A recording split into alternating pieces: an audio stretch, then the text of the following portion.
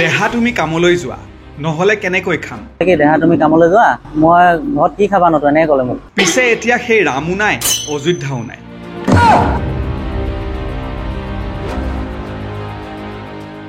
স্বামীয়ে নেৰে মই কোনো কাৰণত মোৰ মানুহজনী মই এৰিব নিবিচাৰোঁ পত্নীয়ে নামানে মই হেতৰ ঘৰলৈ নাযাওঁ হেতৰ ঘৰলৈ যোৱা মাত্ৰক মোৰ মৰা ডেথ হ'ব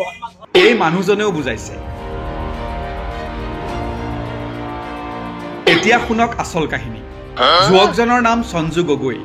লালুক গড়মূৰত ঘৰ পেছাত কাৰিকৰ আৰু এইগৰাকী হৈছে সঞ্জুৰ পত্নী ৰেণু কলিতা গগৈ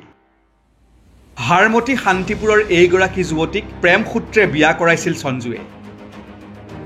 দুয়োৰে আছে 3 বছৰীয়া এগৰাকী কন্যা শিশু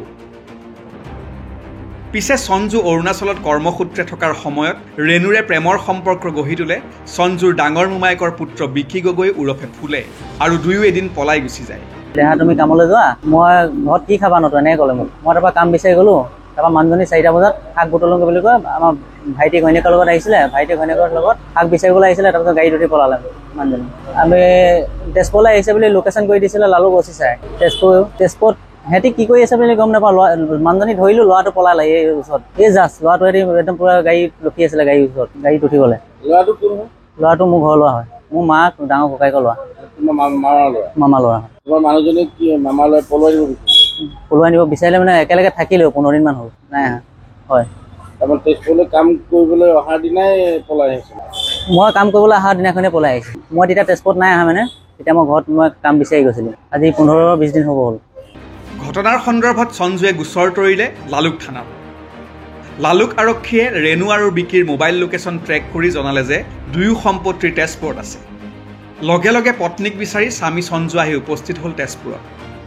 কাম কৰিবলৈ লয় এখন হোটেলত তাৰ মাজতে সময় উলিয়াই সঞ্জুৱে পত্নীৰ সন্ধান বিচাৰে আৰু হঠাৎ মঙলবাৰে নিশা সঞ্জুৱে পত্নী আৰু প্ৰেমিকক হাতেলোতে ধৰিবলৈ সক্ষম হয় পিছে সঞ্জুৰ সৈতে পুনৰ সংসাৰ কৰিবলৈ আগ্ৰহী নহয় পত্নী মই হেতৰ ঘৰলৈ নাযাওঁ হেতৰ ঘৰলৈ যোৱা মাত্ৰক মোৰ মৰা ডেথ হ'ব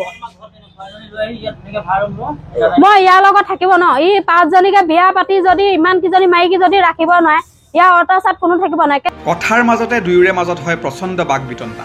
নিমিলে অংক পিছত তেজপুৰ আৰক্ষীৰ এটা দলে নিশা এনেদৰে দুয়োকে লৈ যায় সদৰ থানালৈ